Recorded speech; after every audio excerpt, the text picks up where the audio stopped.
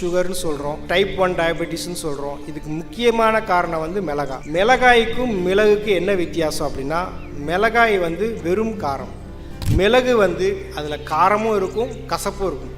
இயற்கையிலேயே சமநிலைப்படுத்தப்பட்ட காரம்தான் மிளகு, இஞ்சி, திப்பிலி. இது எல்லாமே அதிகமாக போனால் கசக்கும். இந்த இயற்கைக்கு மிதமிஞ்சிய அந்த காரத்தை கொடுக்கறது, இதெல்லாம் கடந்து இதெல்லாம் ரூல்ஸ் எல்லாம் உடச்சிட்டு வரதான் மிளகாய். அது போட்டால் உங்களுக்கு கசப்பே வராது.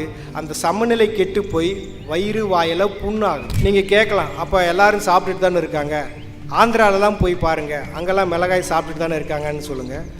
ஆனால் இந்தியாவிலேயே அதிகமாக பைல்ஸ் மாத்திரை விற்கிற இடம் எது அப்படின்னா ஆந்திரா தான். இந்தியாவிலே அதிகமாக டைப் 1 டயபெட்டிஸ் இருக்கிற மாநிலமும் ஆந்திரா தான். வெறும் மிளகு மட்டுமே பார்த்தீங்க அப்படின்னா உங்களுக்கு சுகர் கட்டுப்படுத்தக்கூடிய ஆற்றல் இருக்குது, நோயை கட்டுப்படுத்தக்கூடிய ஆற்றல் இருக்குது. ஆனால் வசனம்னா சொல்கிறாங்க, ஒரு 10 மிளகு இருந்தால் எதிரி வீட்டில் போய் உட்காந்து சாப்பிட்லான்லாம் வசனம் பேசுவாங்க. ஆனால் அவங்க பயன்படுத்த மாட்டாங்க. ஏதாவது ஒரு காய்ச்சல் வந்தால் மிளகு ரசம் வச்சு குடிப்பாங்க. அப்போது ஏதாவது ஒரு காய்ச்சல் வந்தால் மிளகா ரசம் வச்சு குடிக்கலாம்ல, அப்படிலாம் பண்ணுறது இல்லையே. ஏன் அப்படி பண்ணுறாங்க அப்படின்னா, அது வந்து ஆரோக்கியத்திற்கு மட்டும்தான் வச்சுருக்காங்க.